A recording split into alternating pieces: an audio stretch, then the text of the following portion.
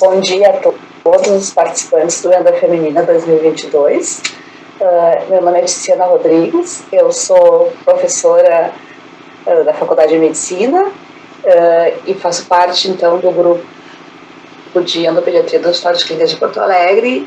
Eu agradeço ao convite, né, para fazer a mediação dessa mesa de endocrinologia pediátrica com três professoras tão queridas, né, e expertas nos assuntos de suas falas.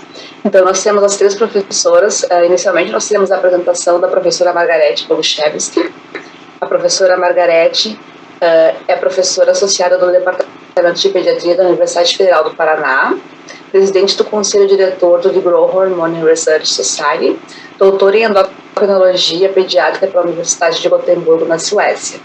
Depois nós teremos a apresentação da professora Cristiane Popasek, então, que é endocrinologista pediátrica, professora de pediatria da graduação e pós-graduação da Universidade Federal de Ciências da Saúde de Porto Alegre.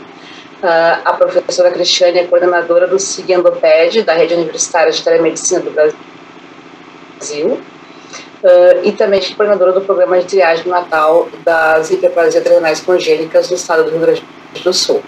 Depois nós teremos, então, a apresentação da doutora Leila Pedroso de Paula, minha querida colega do Hospital de Clínicas. A doutora Leila, então, é médica endocrinologista, especialista em endocrinologia pediátrica, é mestre doutora pela Universidade Federal do Rio Grande do Sul e preceptora, então, da residência de endocrinologia do Hospital de Clínicas de Pediatria de Porto Alegre e membro do Comitê de Endocrinologia da Sociedade Brasileira de Pediatria. As falas, então, das três professoras serão: a professora Margarete vai falar para a gente sobre o parto precoce, como avaliar e conduzir o seu segmento. A professora Margarete, então, falará sobre as meninas nascidas PIG, pequenas para a idade gestacional, e quando prescrever hormônio de crescimento. A professora Cristiane, então, falará sobre o parto precoce, né, como fazer e produzir o segmento, e a professora Leila, então, falará sobre qual o melhor momento para a atribuição do sexo e encaminhamento cirúrgico em indivíduos com distúrbio de desenvolvimento sexual. Então, bom dia a todos e ótimas apresentações. Olá a todos, é um grande prazer estar aqui de novo no Endo Feminino, 18º Encontro de Endocrinologia Feminina. Preciso agradecer novamente a professora Polimara. Espero que no próximo ano a gente esteja presencial aí em Porto Alegre. Então vamos seguir mais uma vez com a apresentação online e depois eu fico à disposição de vocês para tirar dúvidas, entre aspas, presencial ao vivo, né? O tema que me coube dessa vez, falar de meninas nascidas pequenas para a idade gestacional, quando prescrever hormônio de crescimento. Aqui meus conflitos de interesse. E eu, ao preparar essa aula, eu tentei fazer um pouco diferente, já que o questionamento foi quando prescrever hormônio de crescimento. Em vez de simplesmente falar sobre o hormônio de crescimento, dose, por quanto tempo, etc., eu entendi que o quando é antes disso. Então, eu vou fazer uma apresentação mais focando o diagnóstico, então, com história clínica, com exame físico, com a nossa hipótese diagnóstica, e aí depois algumas coisas do tratamento em si. Então, eu vou começar falando da história clínica e conhecendo o público que participa do Endo Feminina. Na verdade, é um dia a dia de muitas das pessoas que estão atendendo esse evento, na parte de gineco, na parte de obstetrícia. Eu vou falar das crianças, das meninas nascidas pequenas para a idade gestacional. Então, a gente vai começar definindo quem são essas meninas pequenas para a idade gestacional. Naturalmente, eu preciso ter a informação de idade gestacional o mais confiável possível. E aí eu vou analisar o tamanho da nossa pacientinha, da nossa criança, para essa idade gestacional.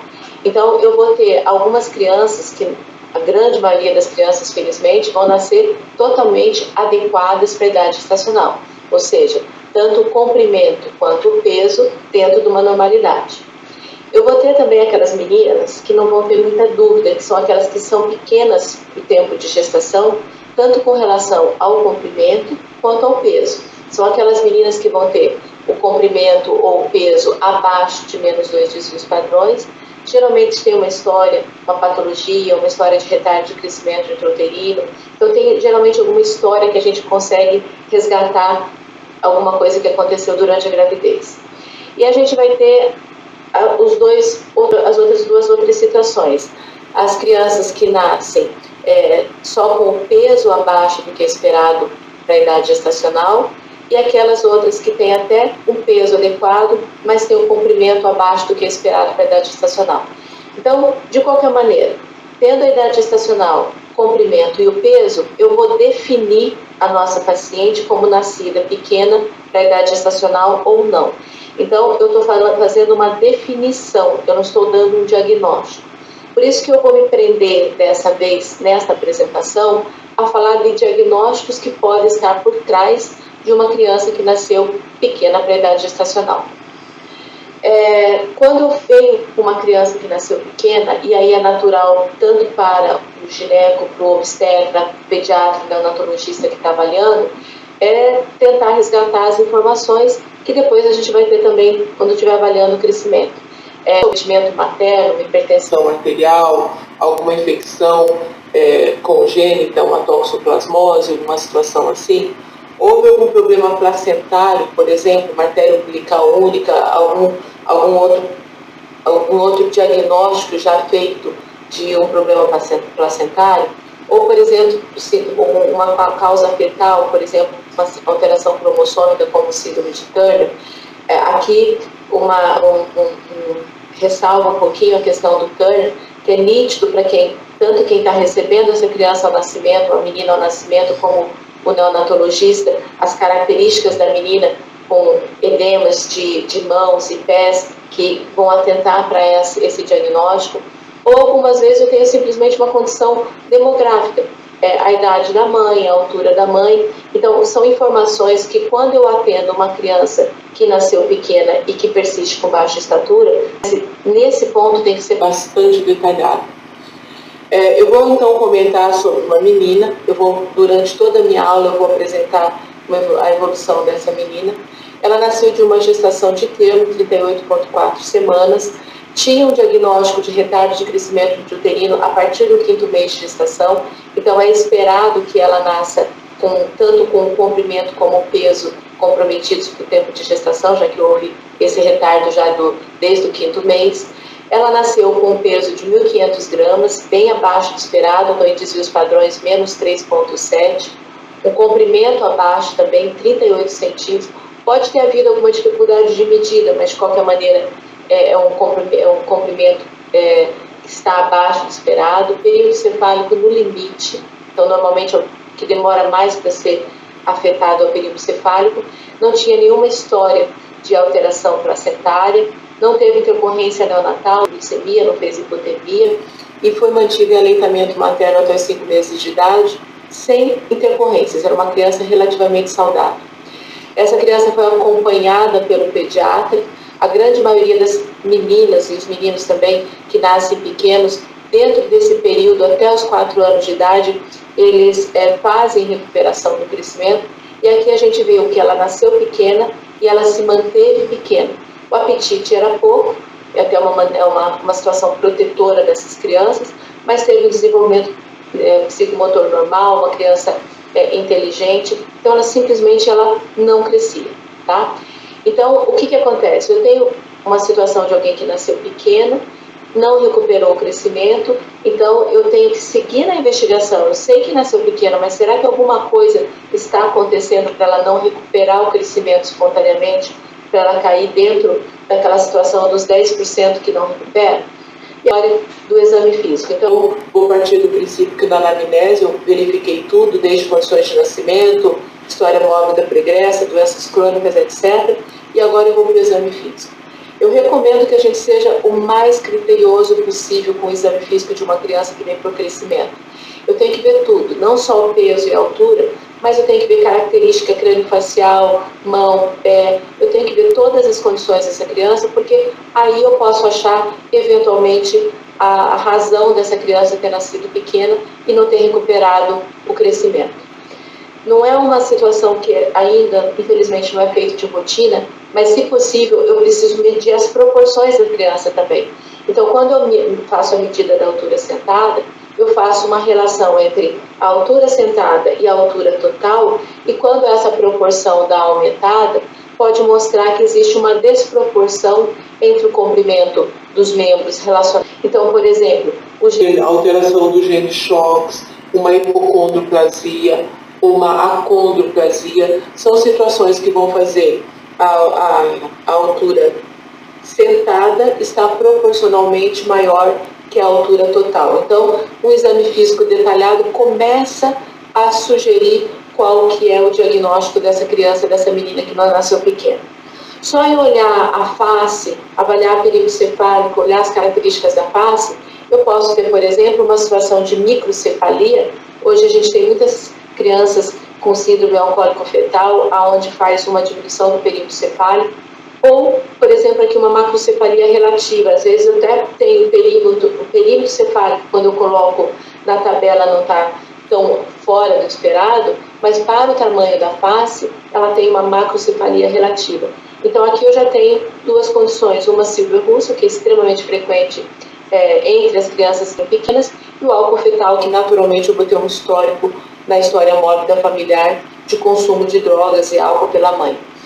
Seguindo com o exame físico mais morfológico detalhado, nós temos que prestar atenção em características faciais, distância dos olhos, posição de pálpebra, esse espaço na região de face, características de boca. Eu não vou entrar em detalhes, a gente não está falando de uma aula de genética, mas, por exemplo, eu posso ter uma menina que nasceu pequena, que tem essas características. Veja nessa menina a implantação baixa de orelha. Eu tenho algumas situações que sugerem que eu possa ter uma síndrome genética por trás dessas características do nascimento pequeno. Então, aqui a gente tem uma menina com síndrome de Noonan, com as características faciais típicas, que podem já te indicar o diagnóstico. Aqui, seguindo, sempre tirar a meinha da criança, avaliar os dedos. Aqui a menina com síndrome de Turner. A clinodactilia, então, o quinto dedo aqui tortinho, que é uma característica, de novo, apresentando novamente a síndrome de Silber-Russell ou Russell-Silber. Aqui uma situação menos frequente nas crianças que nasceram pequenas, mas o incisivo central único é muito característico quando você tem um defeito de linha média, geralmente pensando em deficiência de hormônio de crescimento. Então, vamos voltar para a minha pacientinha. Aqui eu tenho autorização da foto, não cobri o rostinho dela, justamente porque eu precisava mostrar essas características. Então, essa nossa paciente, ela tinha uma macrocefalia relativa, então, o perímetro cefálico aumentado na proporção do rosto, a bossa frontal, essa é uma característica muito típica do Russell-Silber, o lábio superior mais fino, o hipertelorismo ocular, nasceu pequena, não recuperou e tinha essas características. Então, a princípio, eu posso seguir com a investigação, talvez eu consiga explicar por que essa criança não recuperou o crescimento. Então, aqui eu coloquei algumas situações que parecem crianças que você olha, algumas delas que não vai te chamar a atenção, mas um olho mais treinado, por exemplo, o Russell-Silber, aqui eu tenho uma discreta bossa frontal, com um rostinho mais triangular, a orelha um pouco em abano, proeminente, a nossa paciente com Noonan, o Turner, não preciso ter essa característica tão gritante no fenótipo de uma menina, eu posso simplesmente ter uma baixa estatura e ter nascido pequena. Aqui a síndrome de 3M, são crianças muito miudinhas, um apetite pequeno, síndrome de Bloom, que também cursa com baixa estatura. Então, eu sempre tenho que ver o máximo possível de informações que o exame físico me fornece para eu chegar na hipótese diagnóstica. Então, seguindo esse organograma aqui de como a gente investiga, fiz a história, o exame físico, posso fazer a avaliação. Existe uma sequência de exames que eu tenho que fazer nessas crianças. Eu tenho certeza que minha paciente, por exemplo, não tem uma situação de um raquitismo, de um hipotireoidismo, de uma intolerância a glúten. Quando eu faço essa investigação e eu vejo que tudo sugere que vá por um lado de uma situação primária, então, por exemplo, síndrome de Turner, eu vou fazer esse diagnóstico e seguir com a investigação para o síndrome de Turner. Se eu não acho nada para esse lado, eu vou tentar encaminhar a minha investigação para o eixo, para as doenças crônicas, alterações hormonais, hipotireoidismo, etc. Se você tem uma certa dificuldade para fazer esse diagnóstico, existem alguns sites que podem ajudar a te inserir informações do seu paciente para que então você possa levantar qual a hipótese diagnóstica. Quando eu tenho alguma hipótese, eu posso ir para o diagnóstico então específico, por exemplo, quando o síndrome de Turner tem uma suspeita, eu posso ir direto para o gene específico. Então, no NUNA, eu posso ter a avaliação do gene PTPN11 ou alguns outros dos painéis de situações compatíveis semelhantes ao NUNA, que são as rasopatias. Ou, por exemplo, se eu tenho uma suspeita de Russell-Silver, eu posso pedir uma avaliação específica para Russell-Silver. E eu não vou entrar em detalhe na investigação toda da parte hormonal. Se eu chego a uma conclusão que eu não tenho nada disso, eu não tenho uma alteração genética confirmada, eu não tenho uma avaliação hormonal que me dê uma patologia específica, então eu vou dizer que essa criança é uma criança nascida pequena, para a idade gestacional, no caso a nossa menina, que não tem um diagnóstico específico e que não fez a recuperação espontânea do crescimento, apesar de não ter apresentado nenhuma patologia específica. Então, eu vou limpando as minhas hipóteses diagnósticas e, no caso do paciente, ela chegou a fazer o cariótipo dessa menina foi normal, ela não tinha nenhuma alteração cromossômica mais evidente, fez as dosagens de hormônio de crescimento que foram normais. Ela, infelizmente, não teve condições de fazer uma avaliação específica para a síndrome de Russell-Silver, que seria uma hipótese mais provável dela por causa dessa característica facial. Então, ela ficou como uma menina nascida pequena para a idade gestacional que não fez recuperação espontânea do crescimento. Aqui ela está pronta para iniciar o tratamento. Então, quando iniciar? Quando eu esgotei a minha situação de diagnóstico e aí então eu estou pronto para começar o tratamento. O tratamento com hormônio de crescimento foi aprovado para crianças nascidas pequenas para a idade gestacional no Brasil em 2007, mas ela não faz parte das indicações do SUS, nos protocolos do SUS. Ela está em busca de medicamentos, mas ela não está liberada regularmente para ser feito o tratamento pelo SUS. Aqui eu vou colocar uma outra menina, porque aqui eu já tenho o evolutivo, a minha outra paciente eu não tenho. Então, para somar as informações, aqui uma menina que nasceu também de termo, 39 semanas. Eu escolhi situações de crianças nascidas a termo, porque eu não quero entrar na questão da prematuridade, que se soma mais um fator a essa situação da não recuperação do crescimento. Essa menina de 39 semanas nasceu com 45 centímetros, 2,550 kg, então pelo peso ela não poderia ser considerada PIG, ela foi considerada pelo comprimento. Foi acompanhada regularmente, vocês podem ver aqui na curva. Quando chegou próximo de 8 anos de idade, ela tinha um crescimento relativamente regular, estava dentro do esperado ainda para a população, por mais que estivesse abaixo da média.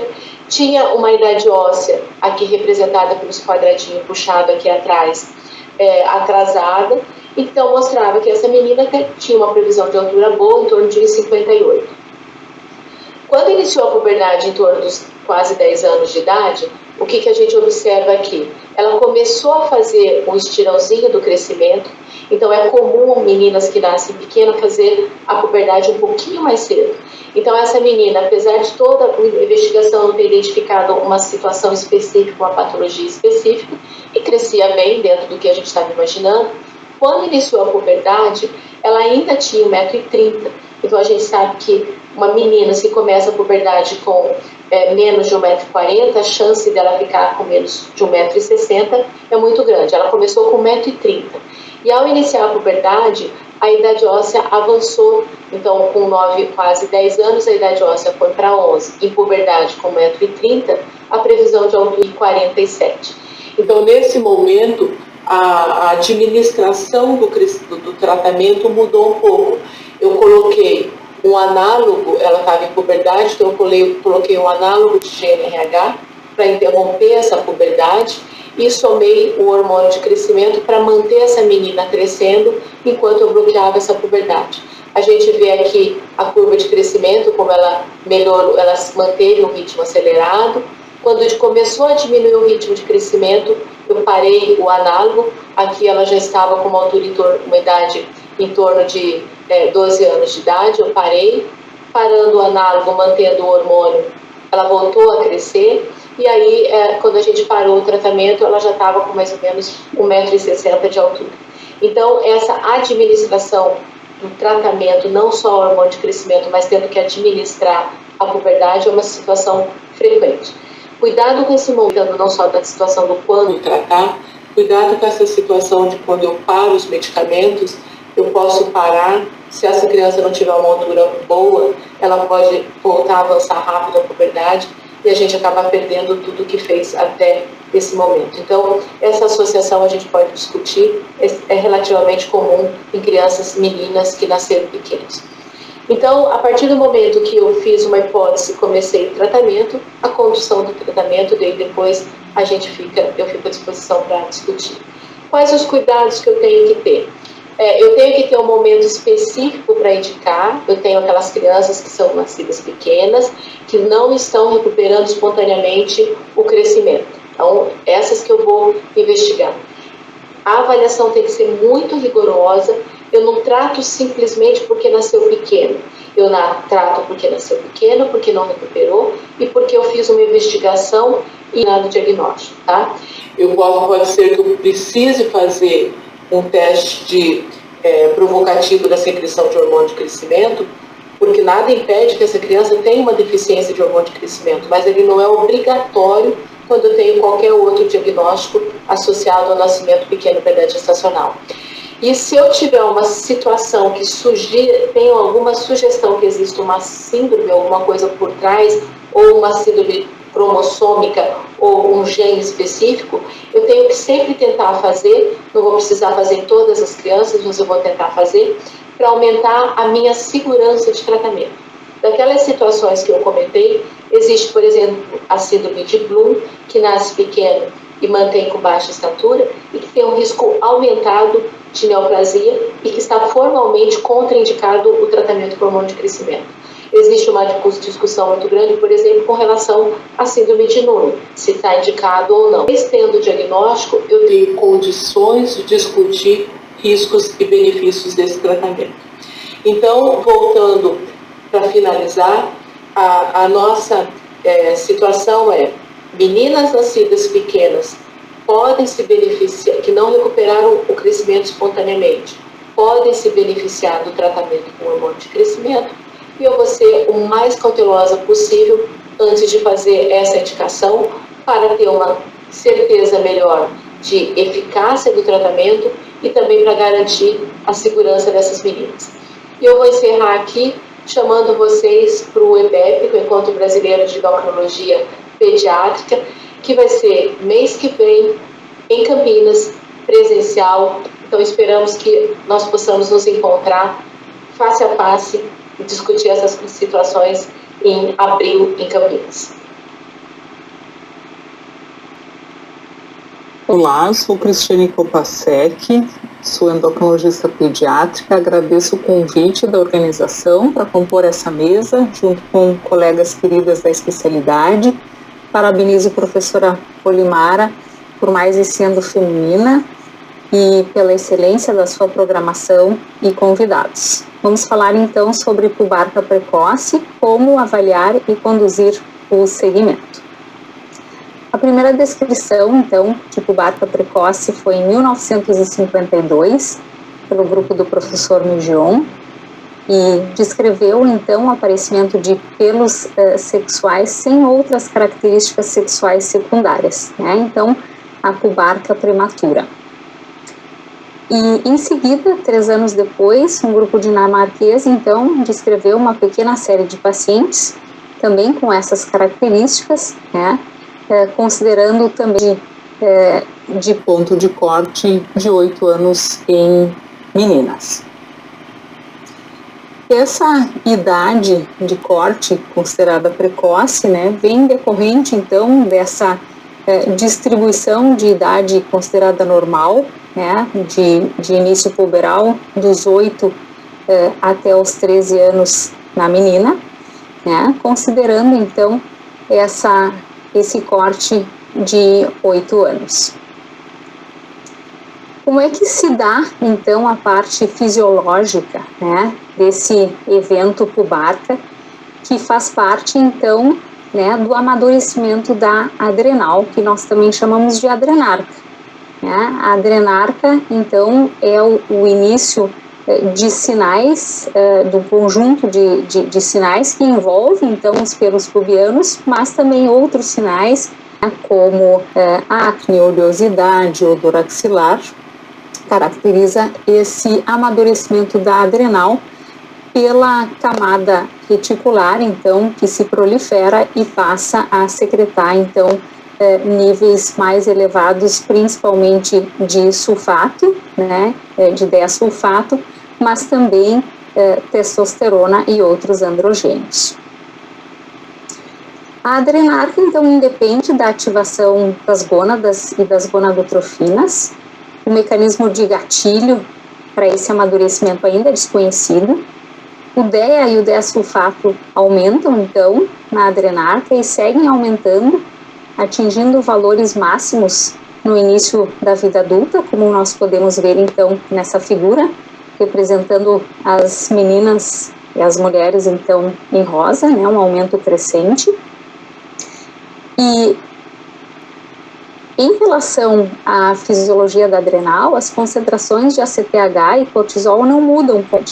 Então, o ACTH, ele tem um papel permissivo, mas não provocativo desse evento da adrenarca.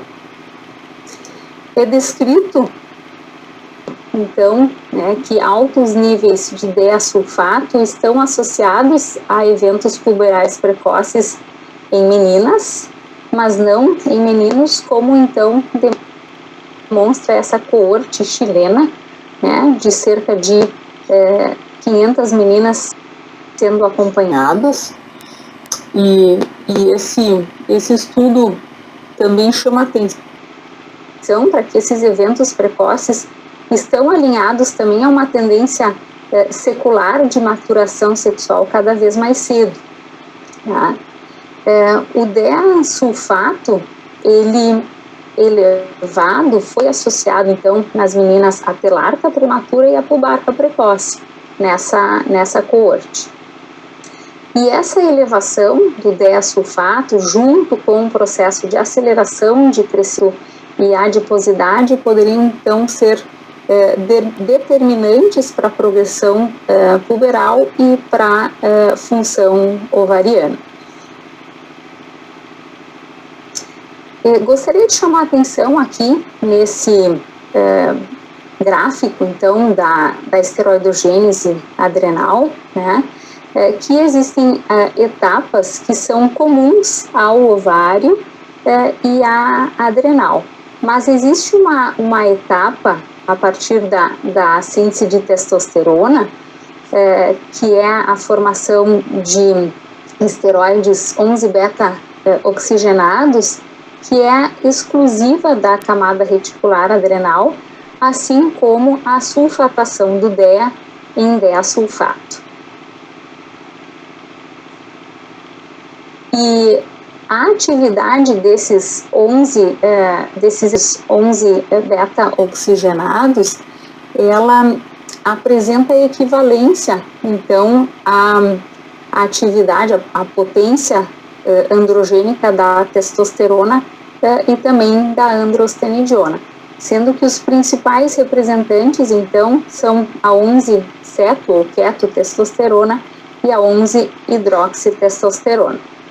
E a 11-keto-androstenediona e a 11-hidroxi-androstenediona com atividade, então, com a potência de atividade relativa à testosterona mais baixas, segundo essa revisão recente do Endocrine Reviews. Quando a gente fala em pubarca prematura e adrenarca prematura, é importante a gente se atentar, então, para os níveis de disulfato. Então, a pubarca prematura isolada tem níveis baixos de disulfato. enquanto a adrenarca prematura possui, então, níveis já mais elevados, né? E uma situação chamada, então, adrenarca exacerbada, níveis ainda maiores, com diasulfato acima de 140. A pubarca precoce é o sinal mais frequente da adrenarca prematura e tem sido, então, associada a um maior risco metabólico. A adrenarca prematura, então, o conjunto de sinais clínicos de sinais androgênicos, né, ela tem sido associada, então, ao sobrepeso, obesidade, a hiperinsulinismo, tem sido, então, mais frequente em crianças pequenas para a idade gestacional, mas também em prematuros. Esse evento é considerado, então, multifatorial e poligênico, tá? Mas também se sabe do aumento da atividade da enzima 17-20-liase nessa situação. Em relação à obesidade e puberdade, a gente tem a descrição, né, então, de maior frequência de obesidade em casos de puberdade precoce, e isso também acaba sendo visto nos casos de adrenarca precoce. Muito provável, então, pelo estímulo da insulina sobre as gônadas, mas também sobre a adrenal.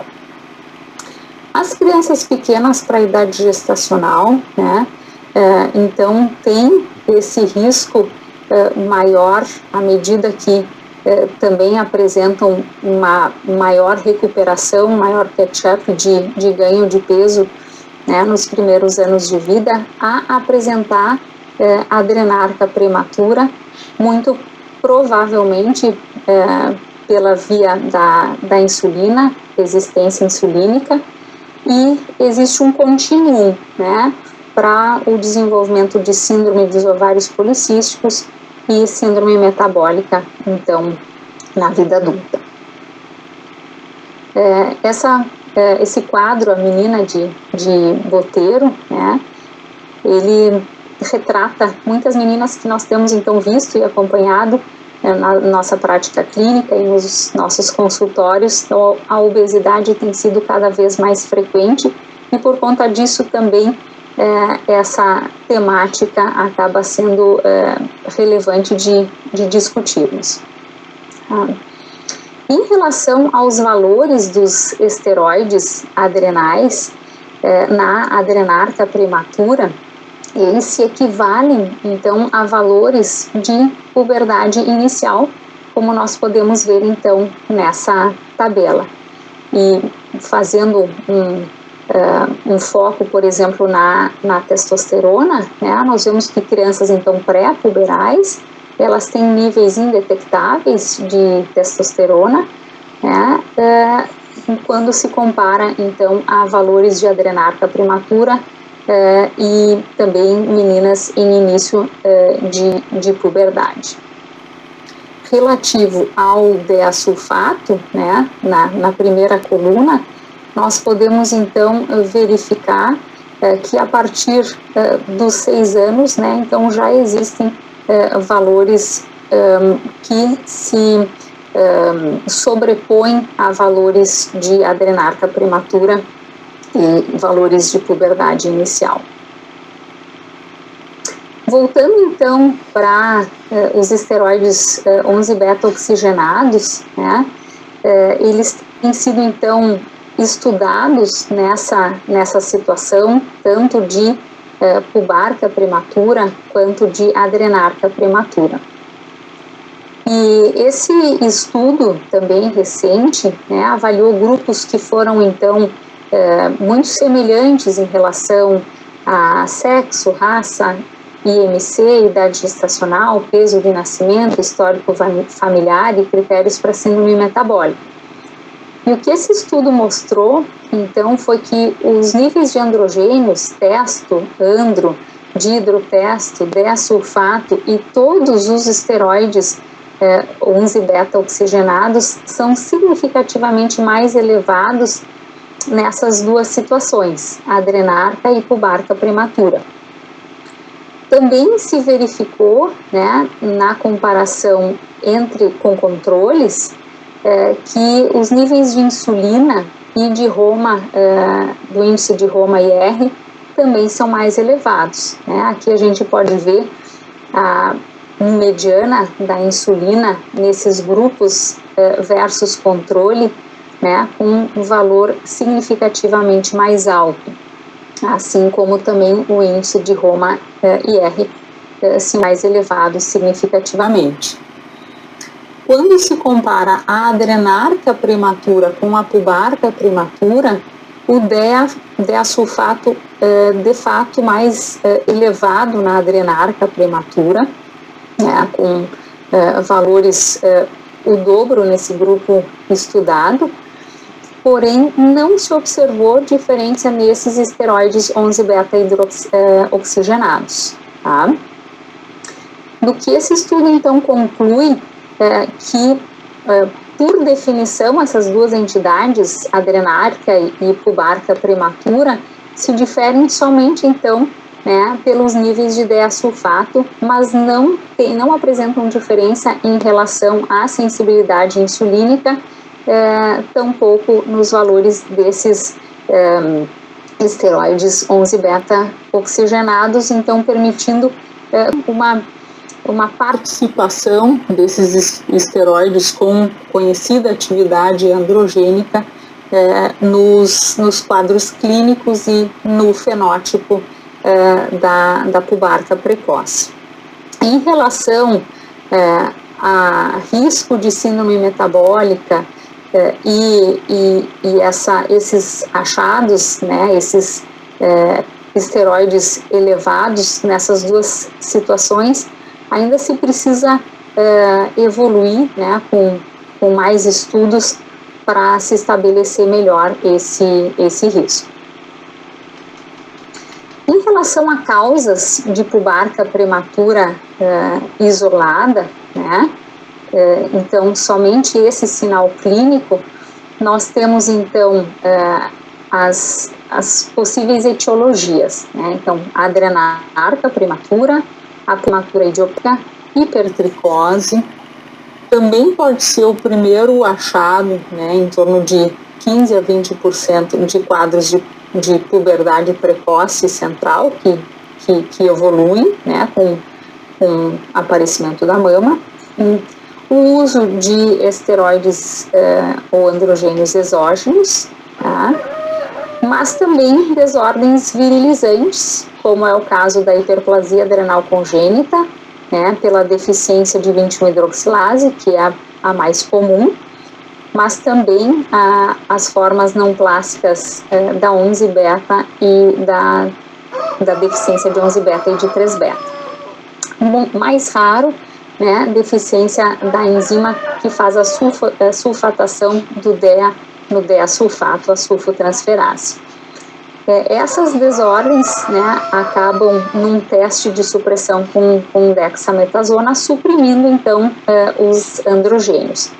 Diferente, por exemplo, do Cushing endógeno, né, co-secretor de cortisol e androgênios, onde não há, então, a supressão no teste de dexametasona, assim como também num quadro mais raro de resistência ao glicocorticoide, também não há supressão nesse teste.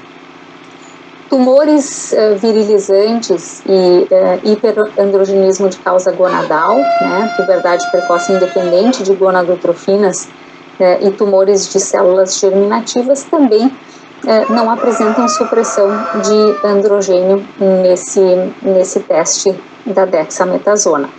Mas são entidades, então, que não cursam com excesso de glicocorticoide. Aqui nesse quadro, né, de diagnóstico diferencial, clínicos, então, precisam chamar a nossa atenção, assim como de investigações complementares, né? Então, na presença de pelos pubianos, nós temos a possibilidade de pubarca precoce isolada, adrenarca precoce, puberdade precoce, hiperplasia forma não clássica, tumores virilizantes e exposição exógena a androgênios nesse quadro, né? O que vai os diferenciar, né? Então, na puberdade precoce, a presença da mama, né, do ponto de vista clínico, na hiperplasia e nos tumores virilizantes, né, então, clitoromegalia, né, e, obviamente, a ausência de mama. Do ponto de vista dos... exceto a pubarca precoce isolada, onde não se tem elevação do disulfato, as demais condições, então, apresentam elevação dos androgênios em níveis variados, obviamente se esperando níveis mais elevados em condições tumorais. Tá? As gonadotrofinas, LH e FSH, vão estar elevadas, então, em quadros de puberdade precoce central, né? E a idade óssea, que é um exame complementar importante, uma avaliação complementar importante, assim como a velocidade de crescimento, na adrenarca prematura vão estar levemente aumentados ou avançados. Em contrapartida, então, há um avanço maior de idade óssea e também há um aumento maior de velocidade de crescimento em situações como hiperplasia não clássica e tumores virilizantes. Do ponto de vista de avaliação complementar adicional, né, acho que vale a pena ressaltar 17-H-progesterona como marcador da deficiência de 21-hidroxilase, né, e o DEA e o DEA-sulfato, assim como os outros androgênios, como marcadores de tumores virilizantes, e o HCG, então, como marcador de tumores embrionários. Esse diagrama, então, de uma forma, ou esse fluxograma de uma forma didática, divide, então, as condições, né, de pubarca precoce com virilização e sem virilização. Então, acho que é uma forma interessante de a gente pensar na etiologia e na investigação, né?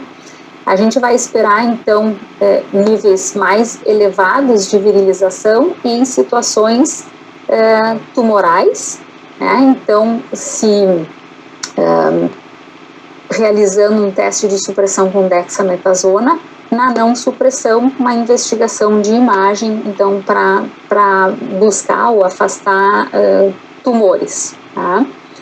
Embora a hiperplasia adrenal congênita, forma não clássica, possa apresentar virilização, né, é uma virilização também mais branda, na maioria dos casos, tá? Mas isso a gente até poderia discutir.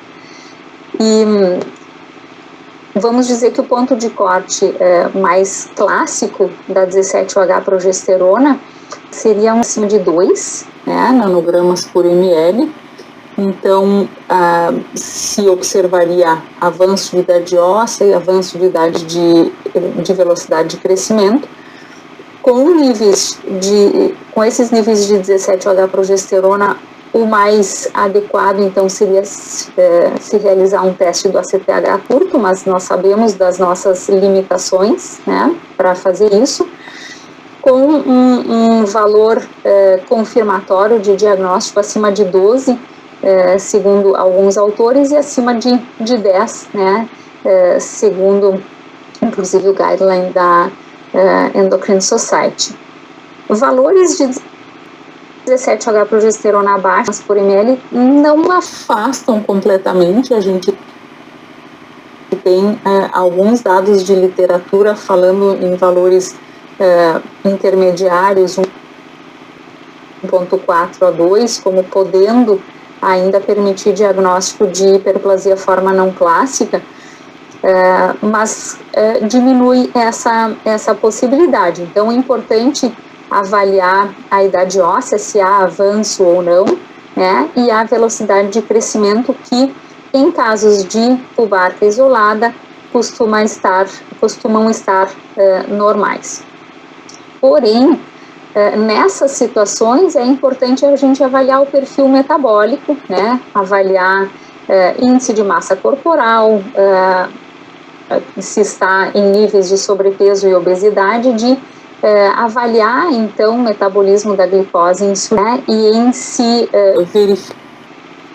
verificando então já intolerância à glicose e valor de IMC acima do percentil 95, já caracterizando obesidade, mas eu acrescentaria também valores de sobrepeso, de promover então, né, uma redução de peso nessas meninas, tá? Quando a gente não tem virilização, então agora aqui em verde na direita, né, e apresenta outros sinais puberais, né, em especial a presença da mama com um LH basal acima de 0,3, ou então um teste com análogo após 2 horas acima de 8, fecha-se o diagnóstico então para a puberdade precoce de causa central. Se a gente pudesse então sumarizar, né, numa tabela, encontrei nesse artigo, né, esse diagrama, né, que na verdade resume isso que a gente acabou de falar, né, mas ressalta talvez alguns pontos importantes, né. Então, na avaliação diagnóstica da adrenarca prematura, observar os sinais androgênicos, né, mas também se atentar bastante para o crescimento, né, para o ritmo de crescimento. Nas avaliações complementares, então, dosar androgênios, disulfato, androstenediona e 17-OH-progesterona, né, justamente para afastar os diagnósticos diferenciais que a gente já citou, né, e uma história também bem coletada para a possibilidade de afastar outras situações, né, como o uso exógeno e também uma avaliação clínica minuciosa para achados clínicos, como por exemplo de síndrome de Cushing. Tá?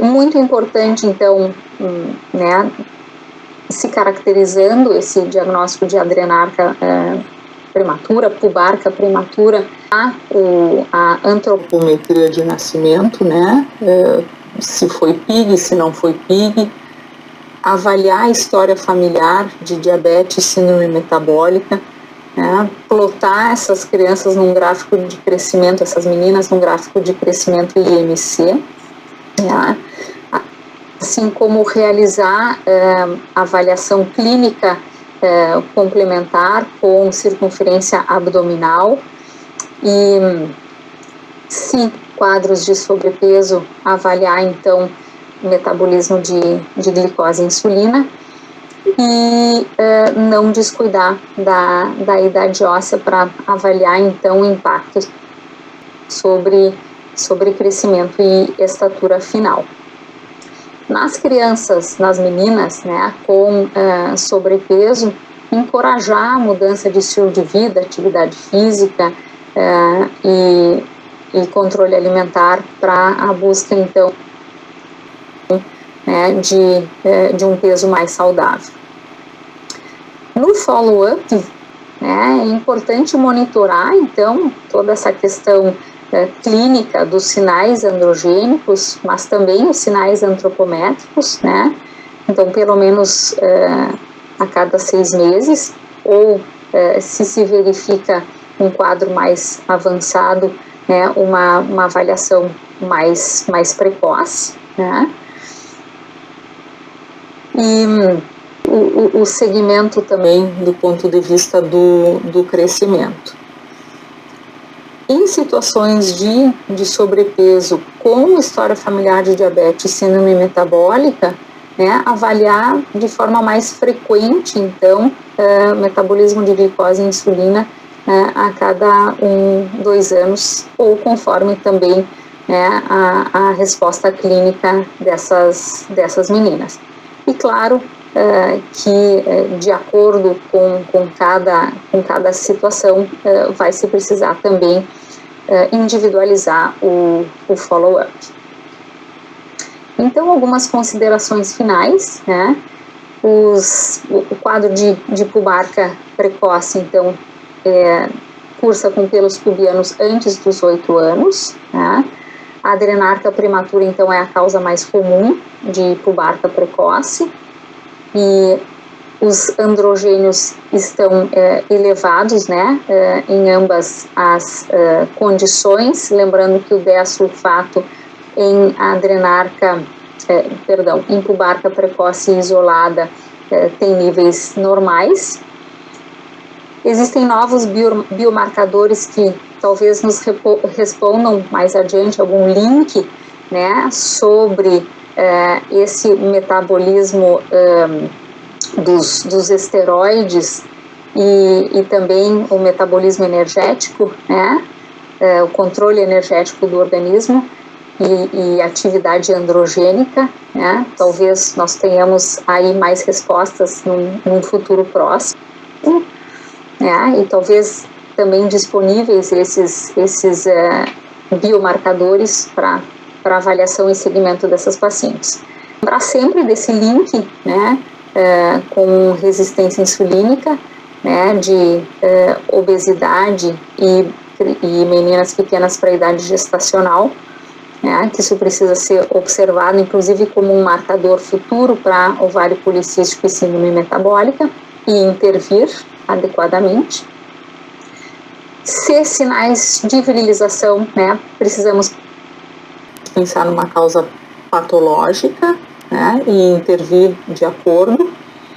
E para se ter uma avaliação clínica, um diagnóstico assertivo, né, a avaliação clínica e laboratorial precisa ser criteriosa para esse diagnóstico diferencial, né, assim como para toda menina e para toda criança é importante da avaliação e do segmento com antropometria para avaliar, então, impacto sobre peso saudável e crescimento adequado, e estimular sempre a busca por um peso normal, por um peso saudável, né? Como nós falamos, então, todo esse conjunto para preservar crescimento e desenvolvimento físico adequado dessas meninas.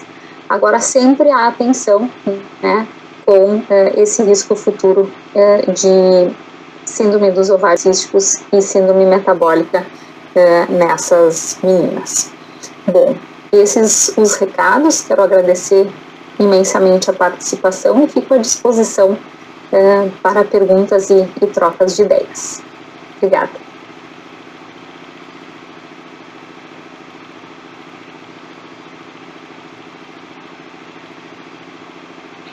Oi, eu gostaria de agradecer então a professora Polimara pelo convite e dizer para vocês que eu não tenho conflito de interesse em relação à palestra. Antes de responder então essa pergunta extensa aí sobre o momento de atribuição do sexo e do encaminhamento cirúrgico, a gente vai dar uma revisada sobre o que é o DDS, né? Então, desordem de desenvolvimento sexual, a gente associa muito com genitalia indiferenciada ou genitalia ambígua no recém-nascido, mas a verdade é que o cariótipo do pré-natal não corresponde com o fenótipo do nascimento, ou mesmo num adolescente ou num adulto que se apresenta, por exemplo, uma menina com uma menorreia depois dos 16 anos, com um cariótipo XY, ou com uma virilização na puberdade, ou meninos com atraso puberal. A definição mesmo vai ser condições nos quais o desenvolvimento do sexo cromossômico, gonadal ou da genitália interna e externa é atípico. Qual é o melhor momento, então, da gente encaminhar? Se a gente for olhar, assim, do ponto de vista histórico, né, tem relatos já desde a mitologia grega do Hermafroditos, ali o filho do Hermes e da Afrodite, Mas foi só lá em 1950 que esse pediátrico de vanguarda, o Lawson Wilkins, tratou a primeira criança com extrato de adrenal, né? E depois disso, então, surgiu a era cirúrgica, né? Onde se identificava o sexo, principalmente pelas gônadas e pelo aspecto grosseiro da genitália externa, e se retirava, se eliminava as características que eram incompatíveis com esse sexo, né? E usualmente se atribuía o sexo feminino, porque se dizia naquela época que era mais fácil cavar um buraco do que erigir um poste. Até os anos 90 e principalmente o início dos anos 2000, quando começaram a ter, então, manifestações. Essas manifestações, principalmente de pacientes que tinham sido tratados e estavam descontentes com o sexo designado ou com o resultado cirúrgico. Essas manifestações, elas aconteciam na mídia ou principalmente nos congressos internacionais. Eu mesmo vi uma manifestação, né, num congresso internacional de endócrino, e a partir daí surgiu então o consenso de Chicago em 2006. Esse consenso, ele dizia então que o manejo clínico ótimo dizia para evitar a escolha do sexo antes de uma avaliação por vários especialistas, né? Idealmente por uma equipe multidisciplinar experiente,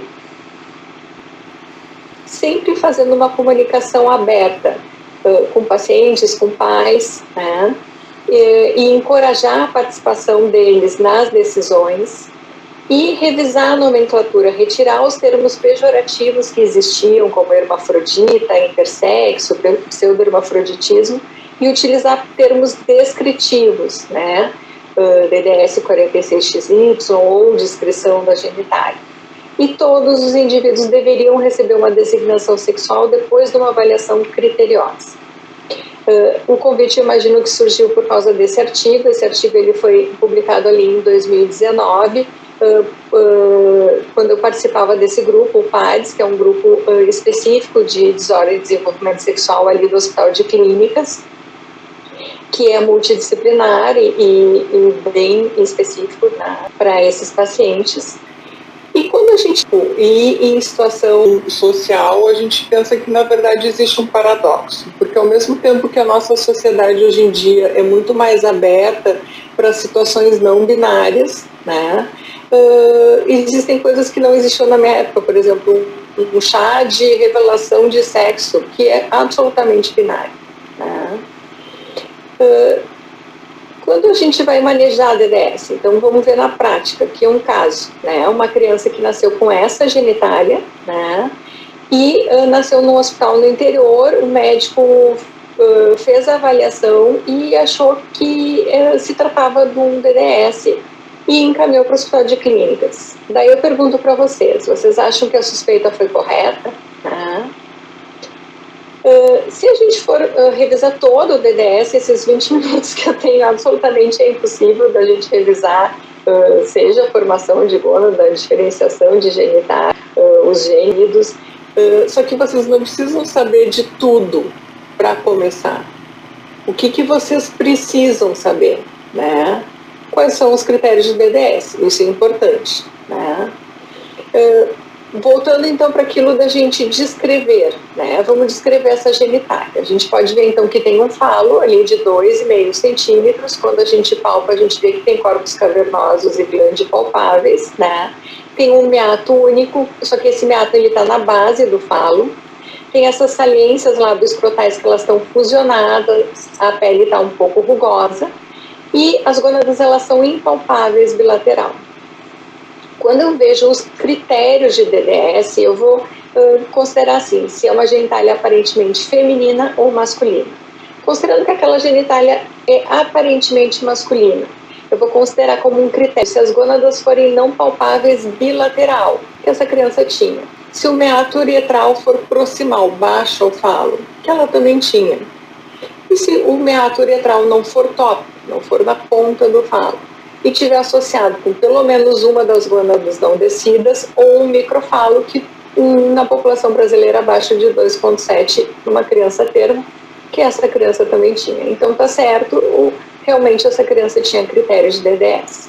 Numa genitália aparentemente feminina, eu vou considerar como um falo aumentado, que é acima de 6 milímetros de diâmetro ou 9 de comprimento, uma fusão das saliências lábio-escrotais, só um orifício no períneo, ou uma massa inguinal ou labial. Ou também, em critérios gerais, uma história familiar de DDS ou uma discordância entre o fenótipo no pré-natal ou uma clara indiferenciação genital de estrofia. Então, o que eu preciso saber? Eu preciso saber o que falar para esses pais. Essa comunicação inicial é extremamente importante. O que eu tenho que dizer? Eu tenho que dizer que essa criança tem uma indiferenciação genital, ela tem uma malformação da genitália, assim como pode ter uma malformação de lábio ou de fenda, ela tem uma malformação genital. Só que essa malformação, ela faz com que a gente precise fazer uma investigação adicional antes de definir o sexo e de fazer um registro definitivo. Até pouco tempo a gente não poderia registrar essa criança e esses pais teriam direitos a licença ou mesmo benefícios, né? Mas esse mesmo grupo, o PADES, principalmente com a ajuda do Dr. Eduardo e do Dr. Boldin, criaram esse provimento em 2019, que foi acolhido pela Justiça do Rio Grande do Sul, que é permitido, então, registrar um recém-nascido sem especificação do sexo. E a gente também tem que se direcionar a essa família, chamando o recém-nascido, a sua criança, o seu bebê, né? Solicitar consultorias, não só de endócrino, cirurgia, mas genética, psicologia e outras especialidades. E fazer reuniões multidisciplinares com a família e com a equipe assistente durante toda a investigação. Como é que eu vou saber o sexo? Não tem um papel mágico que vai me dizer qual é o sexo dessa criança. Eu preciso investigar. Na investigação, a avaliação diagnóstica, o principal no exame físico vai ser a presença ou ausência de gônadas palpáveis, né? Eu sei que na genitália externa o que vai determinar principalmente vai ser os andrógenos, se vai ter muito andrógenos para virilizar ou pouco andrógenos, e na genitália interna principalmente o hormônio antiminerano e também um pouco de andrógenos. Quando eu tenho gônadas palpáveis abaixo do canal inguinal, eu vou pensar em testículos, então eu vou pensar em DDS46XY, que pode ser por falta da produção de testosterona, ou pode ser por uma diminuição da conversão da testosterona num andrógeno mais potente, que é a dihidrotestosterona, ou por uma diminuição da ação desse andrógeno por um defeito no receptor. Eu tenho que me lembrar que esses defeitos de produção de testosterona, alguns são associados com umas formas raras de hiperplasia adrenal congênita que podem ser perdedoras de sal, né? Um deles é associado com uma forma de hiperplasia que pode provocar hipertensão, e esses que estão associados com um defeito de conversão ou de ação do andrógeno podem ter uma testosterona normal ou até aumentar. Na avaliação desses pacientes com gônadas palpáveis, então eu vou dar os andrógenos e também eletrólise e cortisol e vou fazer ecografias. Na avaliação diagnóstica daqueles que não tiverem gônadas palpáveis, eu sei que pode ter qualquer coisa intraabdominal, que pode ser ovário, que pode ser ovo testicular, gônada digenética ou até mesmo testículo. E pode ser qualquer tipo de DDS. O que eu sei? Se for uma DDS 46XX, isso pode ser por uma virilização materna, por exemplo. A gente sabe que tem mulheres que usam testosterona e podem eventualmente usar já estando grávidas e isso provocar um certo grau de virilização da genitália da criança. Pode ser também por virilização fetal, e isso talvez seja uma das causas mais comuns, a gente sabe, hiperplasia adrenal congênita tem 3 delas que provocam perda salina, a mais comum é por deficiência da vitamina. E justamente naquelas crianças que não tiverem gônadas palpáveis, é muito importante a gente logo depois do nascimento já avaliar com eletrólitos diários, a partir do 3º dia de vida, dosar 17-hidroxiprogesterona, o cortisol, o ACTH, e fazer ecografia abdominal e perineal para avaliar a presença de útero e ovários. Aquele caso que a gente viu antes, então, quando veio encaminhada, tinha já hiponatremia e hipercalemia, tinha níveis aumentados de 17-hidroxi-ACTH e um cortisol baixo.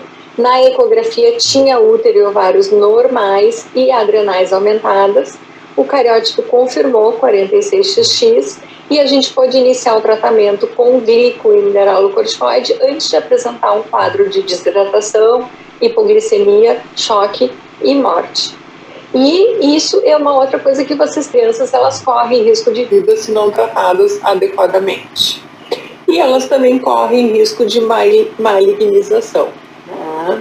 Por quê? Porque a gônada, principalmente se ela for uma gônada disgenética e se ela tiver uma localização intraabdominal, ela tem um aumento maior de provocar um tumor de células germinativas. O risco ele vai depender também conforme o diagnóstico dessa criança. A gente sabe, por exemplo, que a criança que tem uma insensibilidade androgênica total tem um risco muito pequeno, mesmo que a gônada esteja intraabdominal, e esse risco vai ser maior a partir da 3ª década. Mas se essa criança tiver uma disgenesia gonadal, por exemplo, esse risco já pode ser durante a infância e é um risco maior, e ele pode inclusive ser produtor de hormônios e provocar virilização ou feminilização durante a infância. Eu também sei que existe um risco de realinhamento mais adiante na vida adulta, por insatisfação do gênero, um descontentamento com o sexo designado. Isso não tem nada a ver com orientação sexual, com homossexualidade. Isso não quer dizer que o gênero designado foi incorreto, né?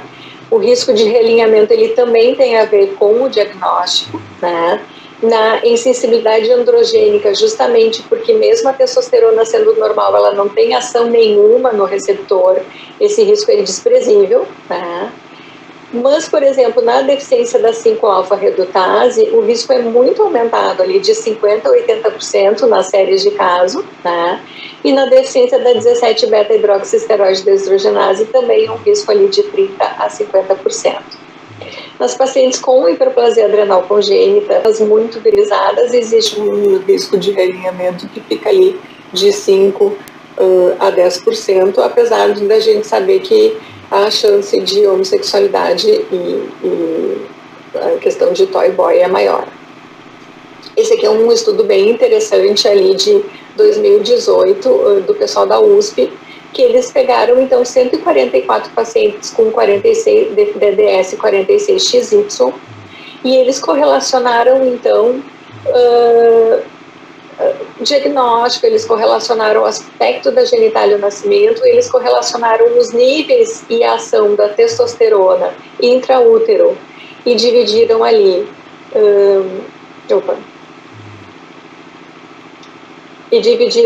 entre os níveis baixos, os níveis intermediários e níveis normais, e com variáveis psicossociais, desde a infância até... E eles viram assim que essas variáveis psicossociais não tiveram correlação nenhuma com genitália e tiveram correlação sim com os níveis de andrógenos. E a alteração de gênero foi zero, né, quando os níveis de testosterona ou a ação da testosterona intraútero foi baixa, né, e foi quase 50% quando os níveis eram normais altos. Eu também tenho que saber a respeito da fertilidade, né? E a fertilidade ela tem a ver com o risco de malignidade, se eu fiz essa gonadectomia ou não. Ela tem a ver como é que estão os derivados milerianos, se eles são capazes de carregar um feto ao longo de uma gestação. Ela tem a ver também sobre o aconselhamento genético dessa paciente, né? E esse aqui é um estudo bem interessante, de 2020, que ele mostra justamente a fertilidade em cada DDS. A gente sabe que as pacientes com hiperplasia adrenal congênita, elas são férteis. Na maioria das vezes, elas acabam não gestando por não terem interesse em gestar, mas naquelas, em algumas séries de casos, nas que tentam a gestação, elas acabam conseguindo quando adequadamente tratadas e mantendo o nível de progesterona baixo e mantendo os andrógenos supressos. Tá? Em relação à digenesia e deficiência de 5-alfa-redutase, tem relatos de gestação espontânea, mas também existe possibilidade de gestação com doação de ócito ou com preservação de sêmen ou com tese. Né? A gente tem que saber também que o que pode prejudicar essa gestação são questões de genitália interna. Tá? Então, isso aqui é um estudo que avaliou pacientes com hiperplasia adrenal que tinham sido submetidas à cirurgia corretiva feminizante, né? E apesar da uma grande parte ter, então, ciclos menstruais, tá? Dessas que tinham ciclos menstruais, 80% era sexualmente ativa, mas tinha vários relatos, então, de situações com complicações, como estenose vaginal, ou fístula, ou incontinência. E dependendo do país, a gente sabe que existem países onde essas pacientes elas não são mais submetidas à cirurgia precoce, por exemplo, até a Argentina. Né? Esse aqui é um outro estudo, né? Que justamente eles pegaram essas pacientes e avaliaram o que as mães delas achavam. Eram 91 pacientes com atipia genital e que eram submetidas a uma genitoplastia feminizante. E o que elas achavam no basal e depois de 6 e 12 meses. E viram então que o que achavam então que tinham um aspecto cosmético bom foi aumentando gradativamente e muito insatisfatório também foi diminuindo. Né? A gente tem que lembrar também que a gente está numa sociedade onde as crianças são mandadas para creche e muitas vezes eles esperam esse tipo de cirurgia para permitir que as crianças possam ser encaminhadas. Em relação à satisfação da vida sexual, né? Esse é um outro estudo com pacientes com DDS 46XY que tinham então um aspecto completamente feminino ou parcialmente feminino ou parcial satisfação sexual. Aqui é um controle de mulheres sem DDS e a gente vê que a satisfação sexual do completamente feminino se aproxima das mulheres em geral, mas do parcialmente masculino costumam ser muito mais insatisfatórios, né? E isso talvez esteja relacionado com o tamanho peniano, né? O tamanho peniano normalmente pelo tratamento desses pacientes costuma ficar abaixo de menos 2 dígitos padrões, principalmente se o tratamento com andrógenos é feito depois da minipuberdade, porque os receptores androgênicos eles são maiores nessa fase da minipuberdade. Então a gente já sabe essas coisas iniciais, né? Voltando para aquele paradoxo, o que eu, caminhando com meu filho na praia, eu estava conversando com ele sobre, mas não são as mesmas pessoas, né? Não são as mesmas pessoas que insistem no binário ou não são não binárias. Então, quando não são as mesmas pessoas, para evitar a guerra, o que a gente faz? A gente faz o amor, né? A gente tenta o diálogo, a gente tenta o conhecimento, e é o que tem se feito em DDS, né? Muito conhecimento, principalmente na parte de pesquisa molecular e congressos interativos. Nesses congressos são convidados pacientes para mostrar a sua experiência, e isso tem sido feito já há alguns anos. E as mensagens que eu quero que vocês levem para casa, então, é que vocês reconheçam os critérios de DDS, vocês saibam o que falar para essa família, o manejo inicial ao nascimento, vocês encaminhem para equipes especializadas, vocês saibam que aqui no nosso estado, no Rio Grande do Sul, a gente tem esse registro que é possível registrar com um sexo desconhecido inicialmente, sem especificação de gênero, faça o melhor diagnóstico possível para definir o sexo e o momento da cirurgia. E que isso seja sempre uma decisão conjunta com a equipe especialista e com os familiares. Muito obrigada.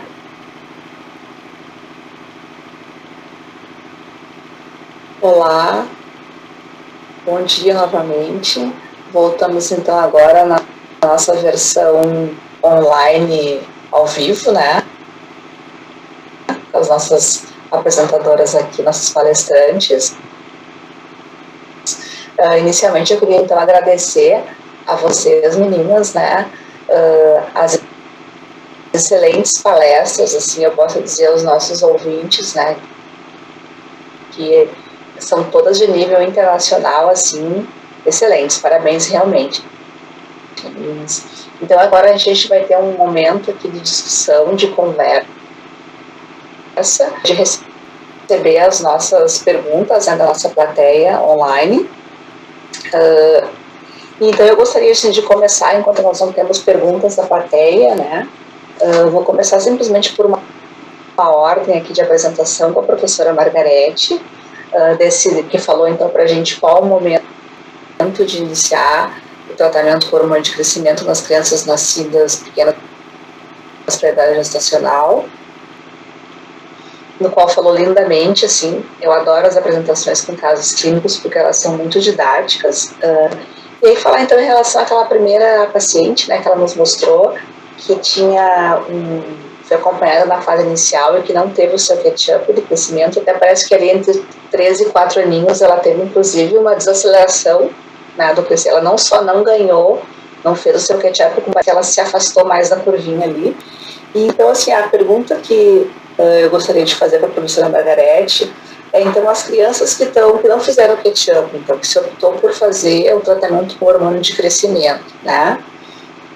O momento, então, do bloqueio da puberdade, e aí, na sequência disso, de se avaliar o quanto tempo bloquear, né? Então, assim, qual o momento por quanto tempo usar o bloqueio hormonal associado ao hormônio de crescimento, assim, pensando na idade de desbloqueio, ou talvez não numa idade fixa, mas assim, um momento geral do tratamento.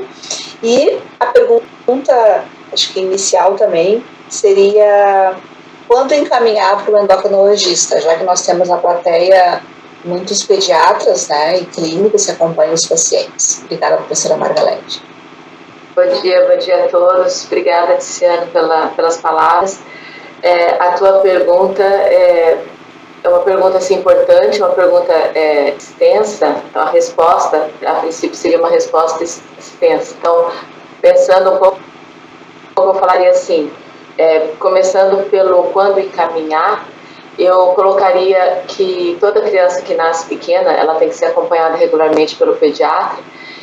Enquanto está havendo essa recuperação do crescimento, acho que é tranquilo o pediatra acompanhar no seu consultório.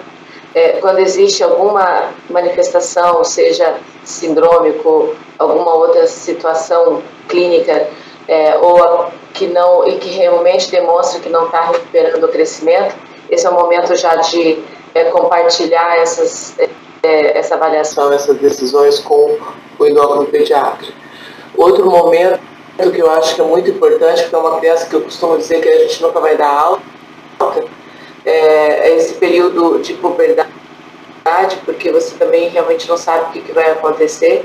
Eu costumo dizer aí no máximo 5, 10% que a gente vai ter algum problema durante a puberdade, mas você só vai saber disso se você estiver acompanhando, né?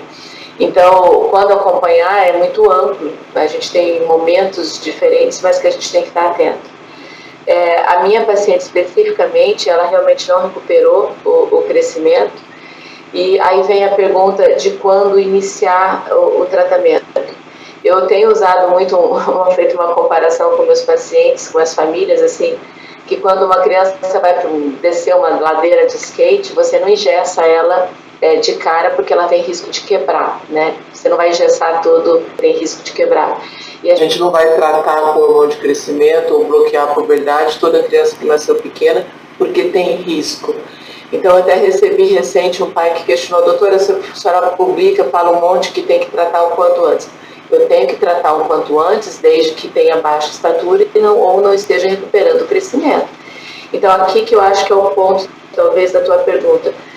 Quando que eu vou tratar? Quando eu estou acompanhando regular e não tem mais, tem baixa estatura e não está mostrando nenhum sinal de recuperação. Isso pode acontecer aos 3, 4 anos de idade. Eu tenho autorização em bula para tratar desde os 3, 4 anos de idade, mas de repente essa criança pode estar muito bem, nasceu PIG e está com um crescimento regular, como minha outra paciente. Eu não preciso que todos estejam crescendo no percentil 50. Ela tinha um crescimento regular, ela não tinha indicação de tratamento, né? Então, eu vou tratar quando tiver indicação. A mesma situação do bloqueio. Eu não vou sair bloqueando toda menina que nasceu pequena só porque ela nasceu pequena e está iniciando a puberdade. Se ela nasceu pequena, tem uma altura regular e iniciou a puberdade de idade normal, eu vou acompanhar. Eu não preciso necessariamente bloquear. Então, existe uma situação de um tratamento preventivo ou um tratamento quando o problema existiu. Aí vem aquele feeling, tá? Aí vem esse feeling. Então, tanto começar como parar, para eu não me estender demais, vai depender realmente dessa tua avaliação criteriosa, para não tratar antes do necessário e também não postergar demais o tratamento. Como a gente tem um tempo, eu vou deixar você abrir para as outras colegas e, eventualmente, depois eu posso responder alguma dúvida específica para cada um online, como for melhor. Ok, obrigada, professora Margarete. Que o tema é muito agradável, né? É muito bom de falar, porque realmente é a prática clínica assim, das pessoas que acompanham as crianças que nascem pequenininhas, né? Para a idade gestacional. Agora, então, para dar a oportunidade de todas falar com a professora Cristiane, então, que falou lindamente sobre a adenarque pubarca precoces. Cris, uma das questões, assim, que também são desafiadoras para quem acompanha as crianças, são as crianças que têm adenarca prematura, né, de maneira significativa, que foi feita a primeira investigação, então, e afastada as grandes patologias, hiperplasia, tumores, e que tem um peso normal, assim, que não estão com sobrepeso e nem com obesidade, né? Como é que tu maneja essa situação, assim, delas que têm avanço de idade óssea e que ainda não desenvolveram a puberdade?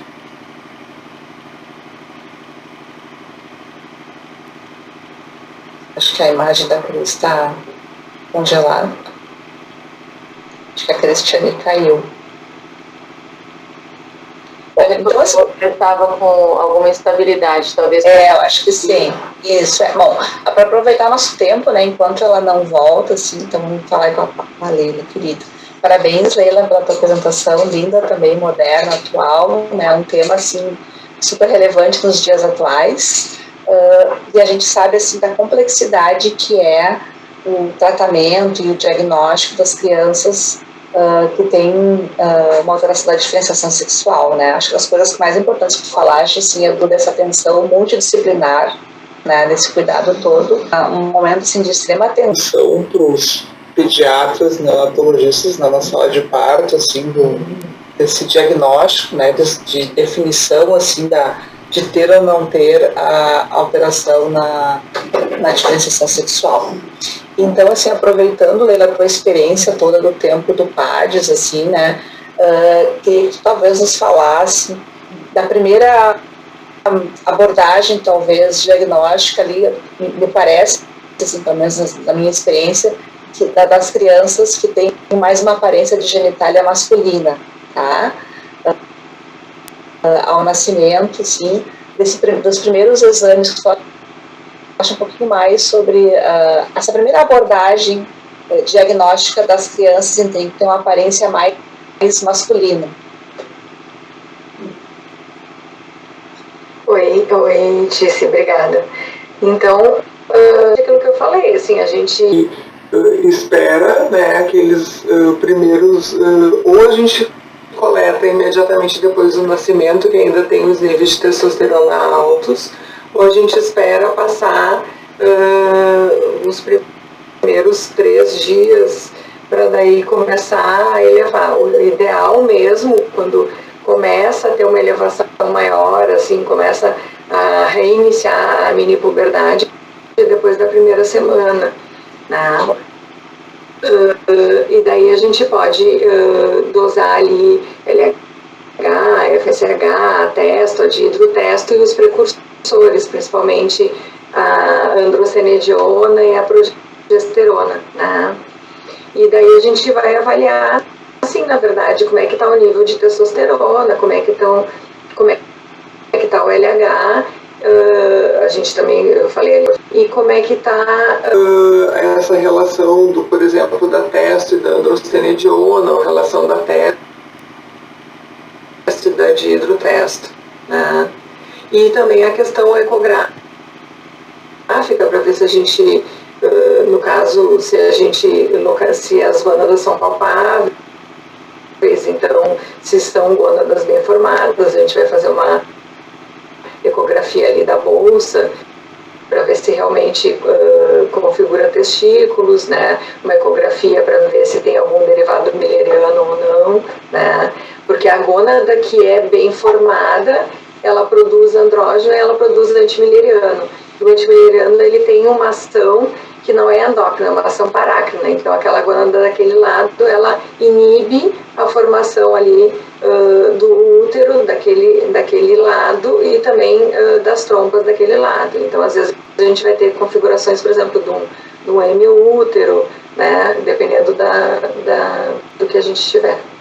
É uma situação bem complexa. Eu acho que aqui também o pessoal que assiste tem muitos ginecologistas e talvez o que eles se deparem são, por exemplo, cariótipos no tempo neonatal com ecografias fetais diferentes desse cariótipo, né? E talvez eu acho que o que eles precisam estar dispostos é esse encaminhamento precoce e essa comunicação inicial. Eu acho que não tem tanto uma coisa de manejo, porque realmente é um manejo que tem que ser feito mais por centro especializado. Então, obrigada, Lê. Eu não sei se a Cris chegou a escutar a pergunta feita, assim, né? Cris, então é só para ver se consegue falar alguma coisinha pra gente, que é as crianças, então, que têm adenarca precoce com avanço de idade óssea e peso normal.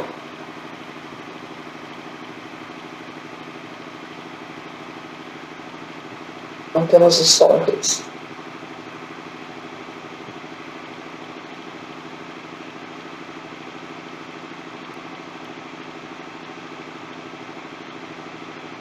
Oi, desculpem, não sei se pode repetir por gentileza. Crianças com adenarca precoce, com avanço da idade óssea normal. Acho que a Cris está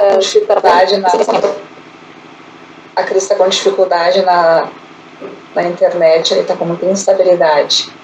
Bom, de todo modo, assim, eu agradeço a apresentação, linda apresentação, atualizadas, maravilhosas, das nossas colegas convidadas, né? E acho que a gente pode, então, dar um encerramento, fazer o fecho dessa nossa mesa, desse nosso bloco.